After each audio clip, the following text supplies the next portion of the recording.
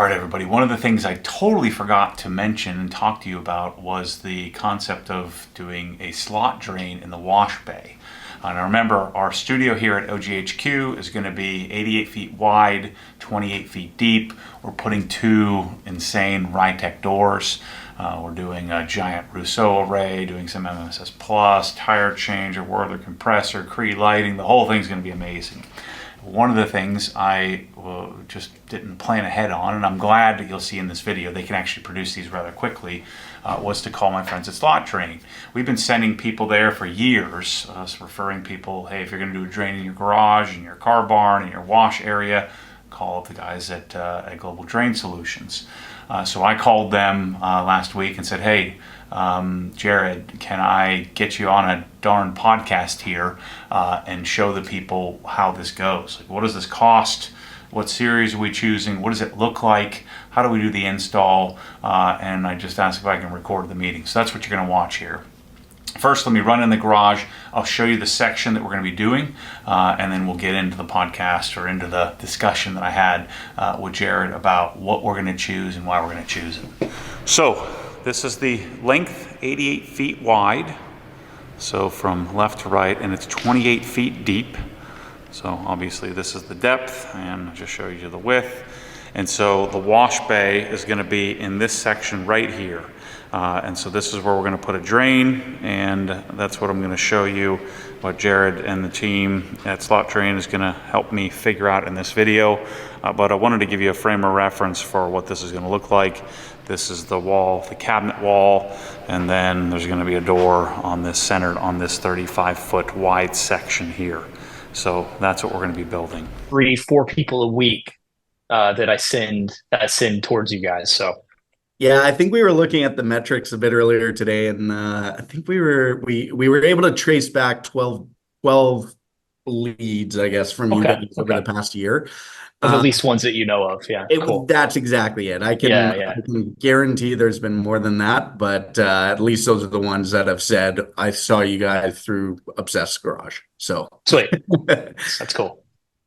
All right, so Kyle, can you pull up and just have it ready if you don't already, the studio? And I don't think we've drawn the drain on this yet, but what I wanted to do was get us together on video. So we have Jared from Global Drain Solutions, or Slot Drain, as we affectionately know them as. Kyle, obviously, design, our design director, and then me, who's the customer here. So we're going to share with you. I've never bought a slot drain for myself. I've designed it and planned it, and I just haven't executed. It's the first time I'm actually executing on getting it done. I've bought and sold so many darn houses and had so many different garage projects. Well, this is the one, like, the building's there and the floors are stripped and we're ready to go. Awesome. So what I wanted to do was I asked Jared if he would just record this with us so we could share with you guys in a rather crude form what a drain, how we put it together, what a consultation might look like if you call, Slot Drain direct. And because Kyle and the design teams, we were just talking about this prior to me hitting record, that we send almost everybody who needs a drain to the guys, to Jared and his team there. And so we've never actually bought one, and we haven't become a dealer for one. That may come about in the future, but for now, I need a drain. I wanted to talk about what drain I should do. And so Jared and I kind of started talking about it a little bit. I said, stop, don't tell me anything. Let's turn the camera on. Let's get Kyle so we can share with everybody and show everybody what we're planning to do. And then we can kind of decide what type of drain, what length drain. Jared, you can educate on us on what we should do and what we should look for. And then it'd be nice if we could talk about, what are retail prices, so people have an idea of what does this stuff cost? Because I have no idea. And so I'd like to share that with people, because that's the thing that frustrates me so much is, just tell me what I'm working with here. That way I'll know whether I want it or not. Koenigsegg is cool. Give me one until they tell me it's $5 million. Then, okay, now let's ratchet it back. Let's go to BMW or something like that. So Kyle, can you share your screen and show Jared what this studio looks like and what our plan is? And this has changed a few times, but this is our current and what will be our final form. And so this is the overhead view of what we're thinking about, or what we're designing and what we're structuring. All right, let me adjust my defaults here real quick, make sure things are looking right.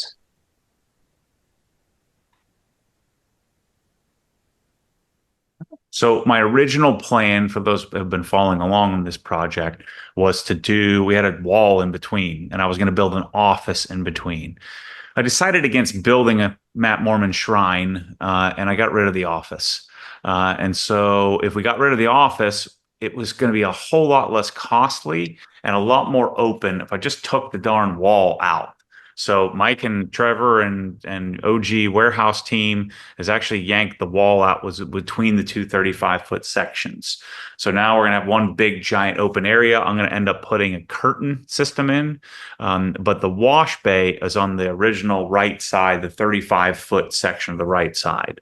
And so directly in front of those sonic cabinets there is where we're intending to put a boom pole, a drain, and then I'm actually going to put a curtain that will be in the sort of the back right corner, and we'll sort of drape all the way around if I need to. Now, this section is big enough that we probably won't even need to use it. But when I'm doing dry ice cleaning and stuff like that, we'll actually be, we'll be probably pulling the curtain around. Now, we haven't rendered this yet, Jared, but we're going to tile. So from the right wall to over 35 feet, we're going to put a 3/4 inch, like low slip rating, high density Dell tile. Dowel tile is what we're going to be putting in this section. We'll probably end up doing halfway up the walls as well, is what my intention is. Cool. So so go back to the overhead view, Kyle. If the drain is centered right on the boom there, this is 28 feet deep. That's a 20-foot garage door right there. So we're going to have to do a little bit of angling in, which is fine. But I'm putting the pressure washer on that back wall there behind the car. We'll have our DI system, our deionization system, our bucket filler and stuff like that. And so the drain is going to sit, and run right down the middle of that car there. So, first question I have is, how big should we make this? Like, if it's 28 feet deep as a garage, how long do we normally make the drain? Yeah, I mean, I guess my first question, are you going to provide any slope going to the drain? Yes. Yeah. Okay. So typically we recommend between 5 to 10 feet off the wall. That's to provide proper sloping going towards it. Okay. Our standard section lengths are 9'8", 4'10". So we typically ask that you work within those as much as possible anyways. So theoretically, if you're talking 28 feet from that wall there, I think you could easily get away with a 15 to 20-foot section. So one full section, one half section plus the catch basin, or two full sections plus the catch basin. So explain that to me. So one full section is 9'8". Yep. If we did two full sections, we'd be at 19 foot. What would we be at? 19'6" or something like that. Yeah, right around 19 there. foot Plus, four. 19 foot four. Yeah. Yeah, plus the 15-inch catch basin up top. Okay.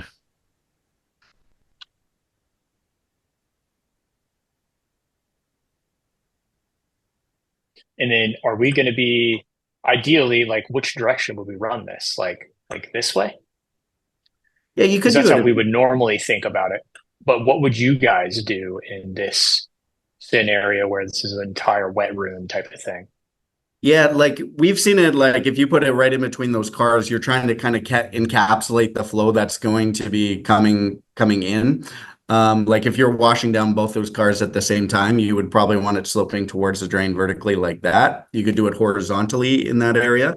Or you could put it right underneath one. It really doesn't, it's not overly, like we've seen it done 100 different ways, right? And all can be effective.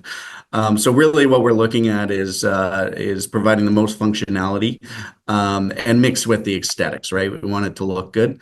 So typically right in between is what I've seen kind of most commonly, exactly right there. But we've seen it done other ways and it can look great as well. Does that make sense? Kyle, I'm never going to do any washing on the right side, right? Yeah, it's all dry ice. Right. And so I would be inclined to have the drain here, because with dry ice, what I would do is we would just open the doors. So I'd put the curtains around. I would open the doors, blow it all out. Blow all the dust out the door is what I would like. Because when you do dry ice, you have the dust and debris that came off the car. So I think if we did two 9'8" sections right down the center of the boom pole, what Mike's going to do is he's going to cut the concrete. Yep. I forget what he said he But was. now it has to be 5 feet off the wall or off the front, That's or no? typically what we see is 5 feet off each walls if you're sloping it. So you don't have as aggressive as a slope, or you don't need to have as aggressive of a slope going towards the drain. But those are generalities, right? That's typically what we see. It's not the end of the world if you're, say, 4'2" off the wall, or if you're 6 feet off the wall.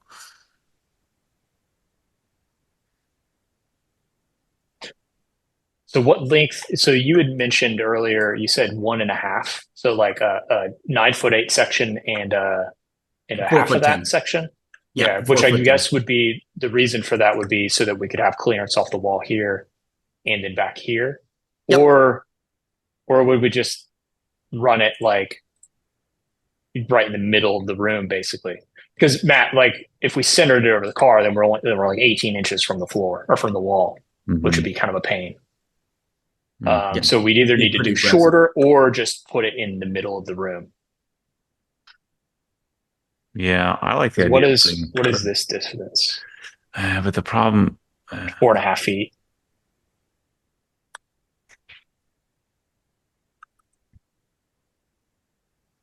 Yeah, just about anyway. Not quite. And Jared, what's the dimension of the catch basin? 15 inches. 15-inch square. And that would be it, on top of that, right? Exactly. You got it. All right, Mike, what were you talking about doing for our slot drain, and how are we going to slope this? Okay, so we're going to slope the wash area towards the slot and then put a sump at one end of the slot. But we're going to cut the slab down. Either it depends how big you're going to make the wash area, but if it's not huge, we can chip the slope into it and then re-pour basically. So cut the whole square out, cut down, chip, and then the center of the slot drain and the catch basin or the sump will have to completely come out, and we'll have to dig out. But to compensate for the slope, I was just going to cut and chip. Like possibly like 20 feet wide or 16 feet wide? Well, be 8 feet on either side of the slot drain or 10 feet on either side of the slot drain. Yeah. Okay.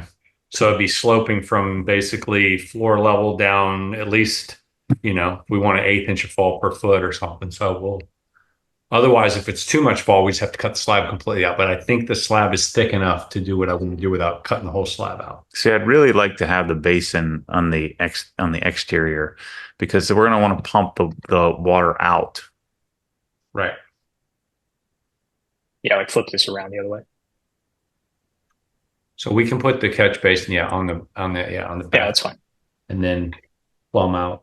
But I think that in this case, because of the way that we can re-pour here, like I need the drain to be past the backside of the car. Why do we have? Because I think you and Brooke were kind of working on this. Why do we have the section right here so far towards the garage door? I don't know. Not further into the space. Okay, I didn't. So that wasn't something that you and her figured out. I don't think so. I was probably trying to keep it away from the cabinets if possible, but it seems like we probably need to move that. Close to the garage door, though. Yeah, we need to move it up. I mean, this realistically, I would split the distance between the cabinets and the garage door and just put it right smack in the middle for both of these. Realistically, yeah. Because that way, if we have an F-150 or something big or long, F-350. Right. The only problem is, though, that over on this side now we're getting close to the tire mounter balancer, so maybe that's why we kind of had this one pushed back a little bit because of that.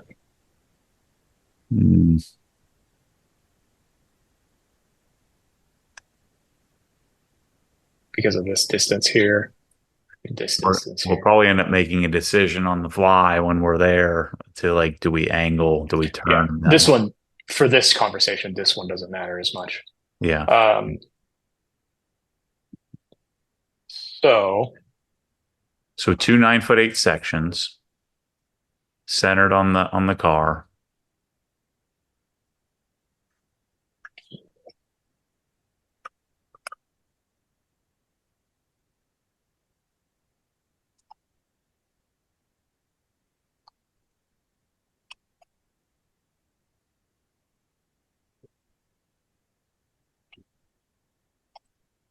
All right. So, what do we do on this? So we're going to cut and chip out.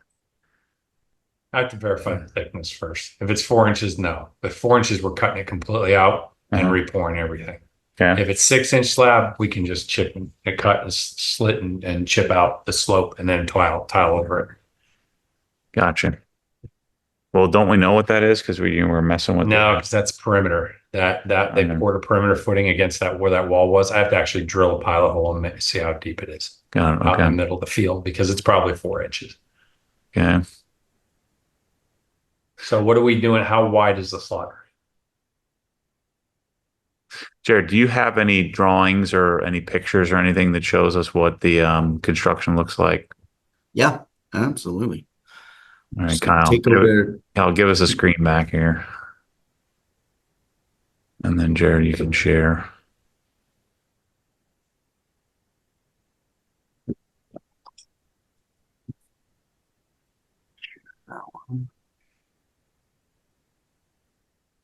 You guys got my screen there?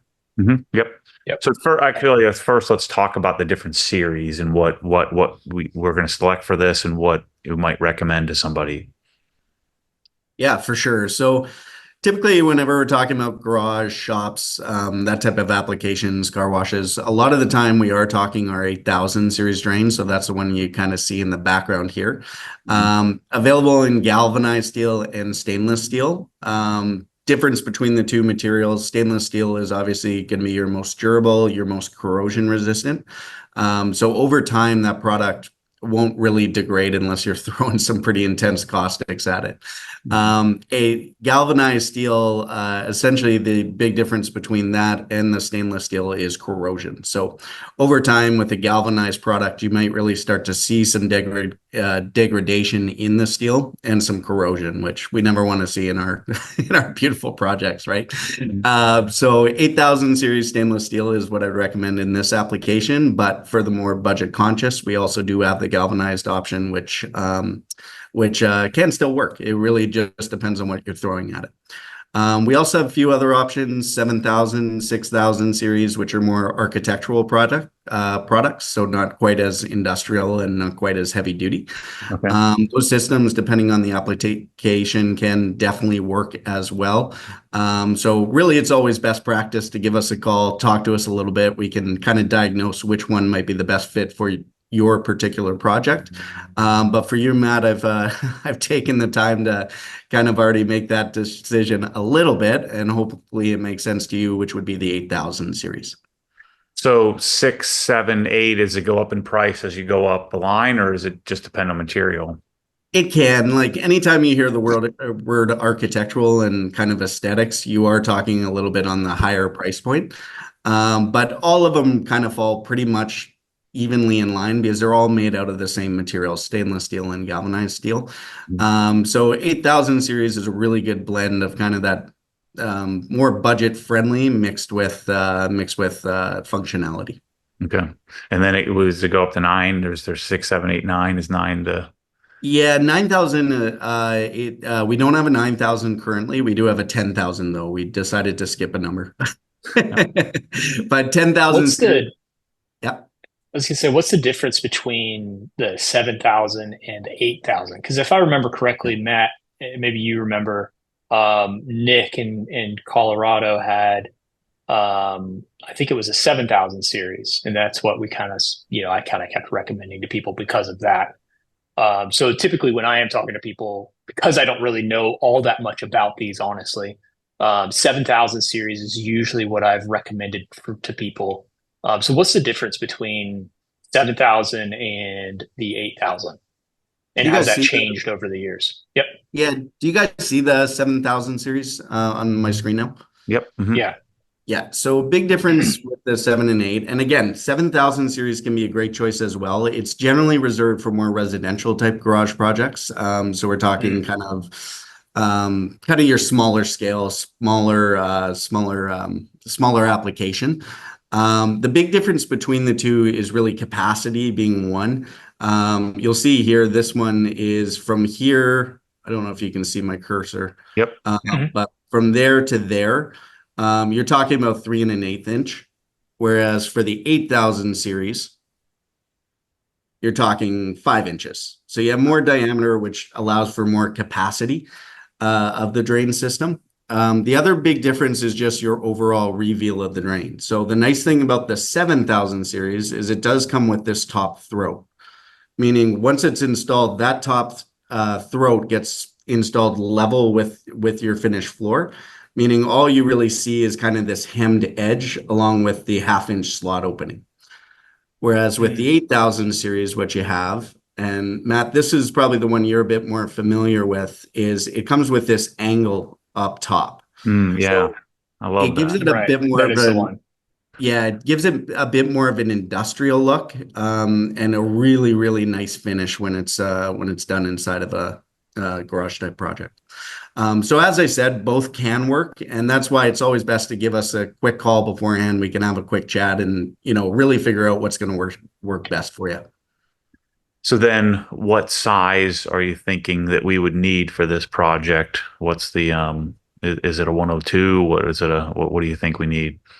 Yeah, so again, with us, we kind of, in order to maximize our stocking program, maximize kind of what we have ready, because the funny thing about all our projects is drains are always needed on site yesterday.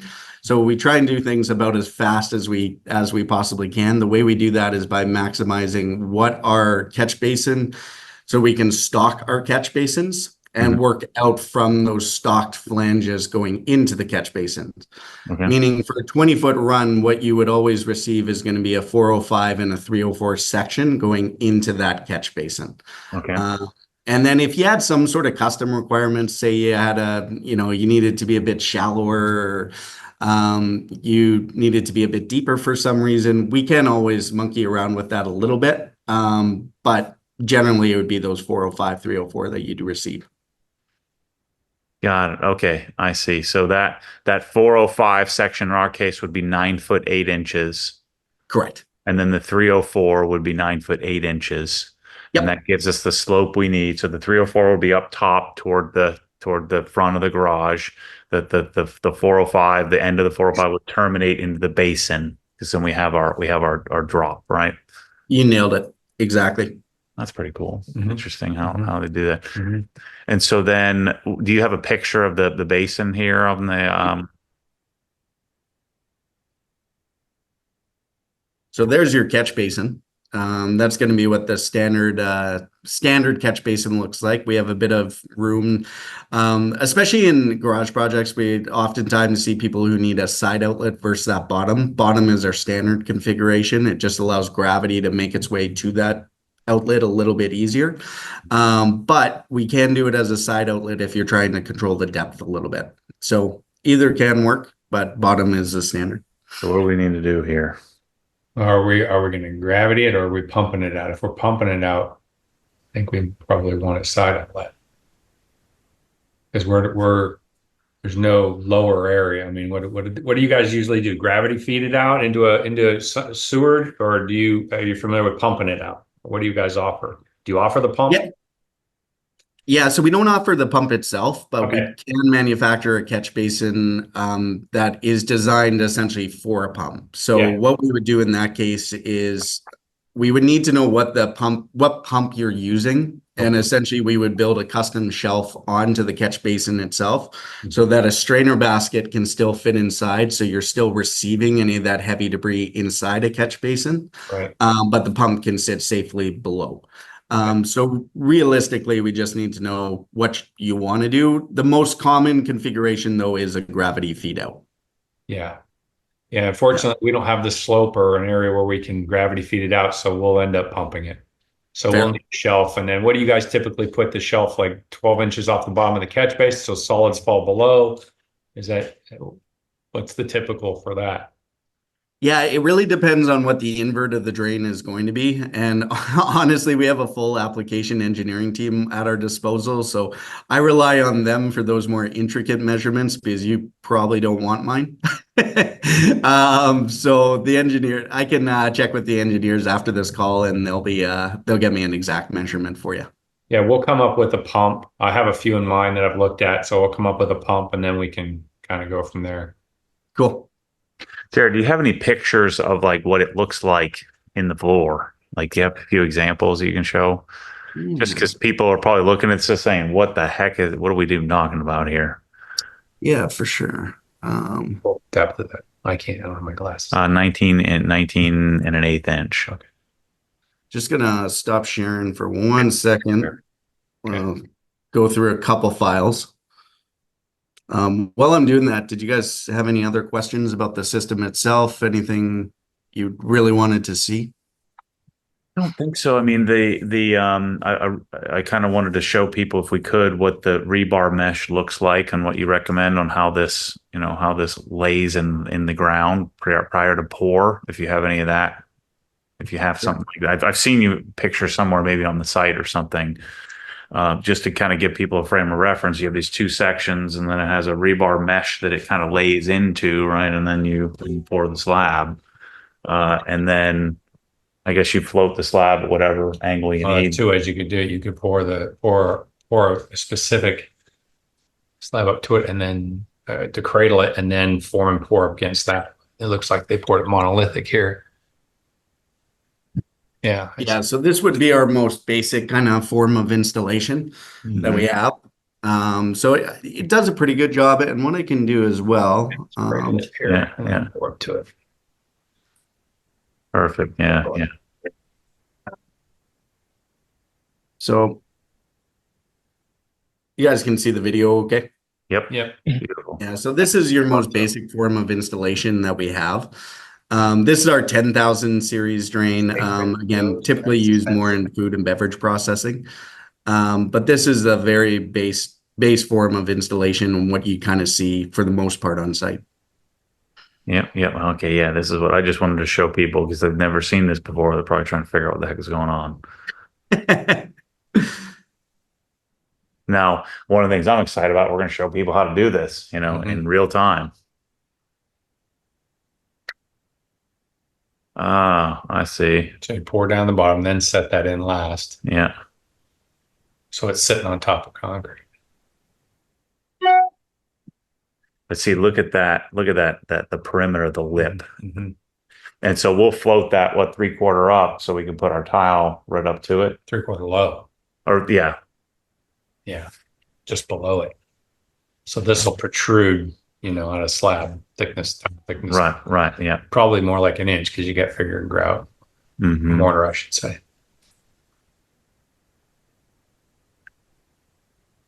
So then you put your mesh around it. Yeah, we're gonna want to remove the whole slab. Yeah. This is. Well, I thought we would just cut, a little section and just pop it in there. Just plop it.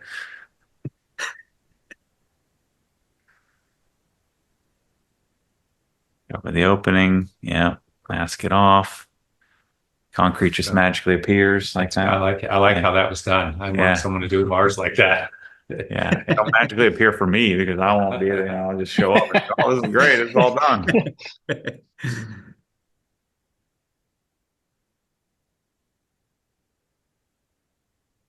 Yep.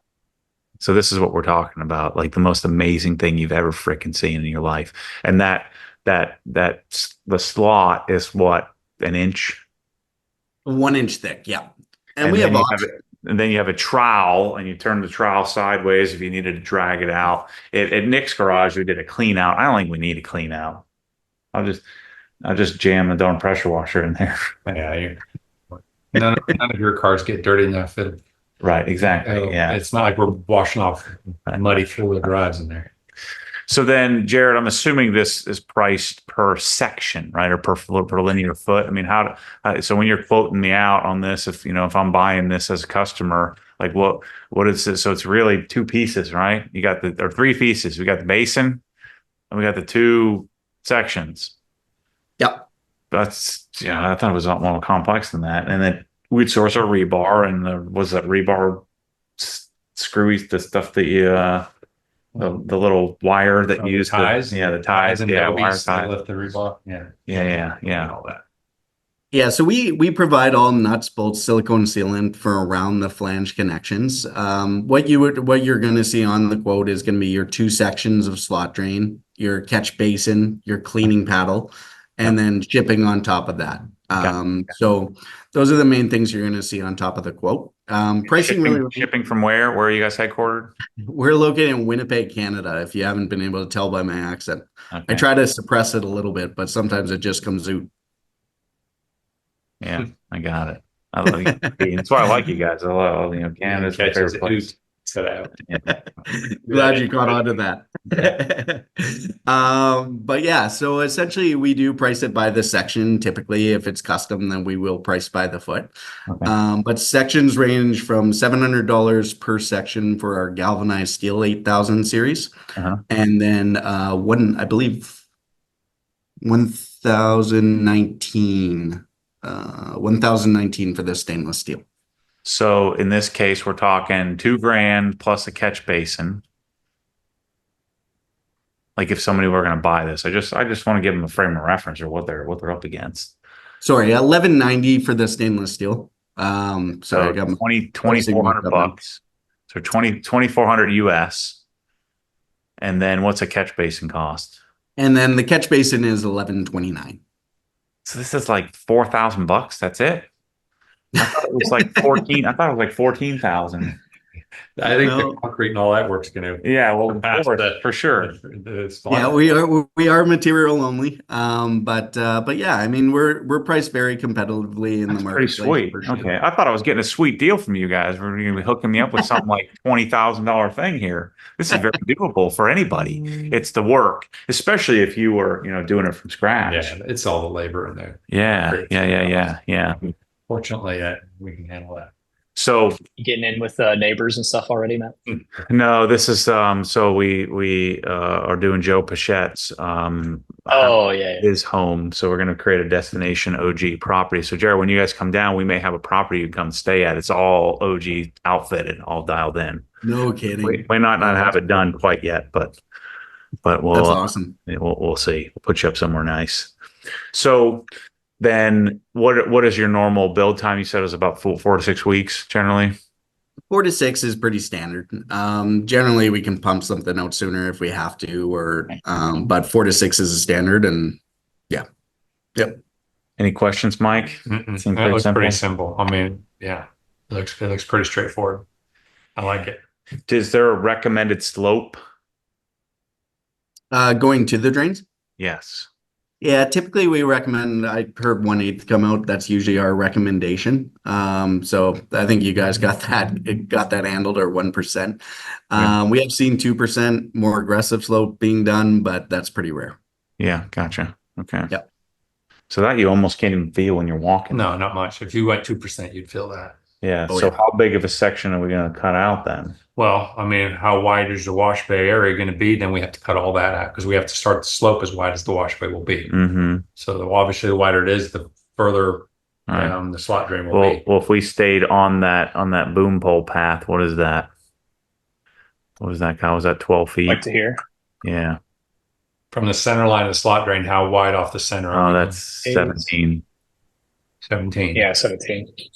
So you're talking basically 8.5. But you're not going to be spraying an inch of out here, really. From edge to slot drain, about an inch of slope, inch of fall. So how much how far north are we cutting out? North and south here are we cutting out? Are we the only slope in the V, or do we slope in you have to know, because it has to transition to a flat around a regular slab, so it has to kind of slope both ways. It's going to slope like this, it's going to have like a triangle in the either end, okay, sloping to the drain, and then flat Okay. sides. And then we can float all of our tile in that way. Yep. Or install our tile that way. Okay. This is easy. Sure. This is cheap and easy. Sure. This is great. That's what we go for. Yeah, cheap and easy. This is like the best thing ever. And this is like the best stuff in the world. Yeah, it's good. I It's can't great. wait to do it. I thought we were going to be on this call for like 2 hours. This is check it off the list. We're done. This is great. Easy. Yeah.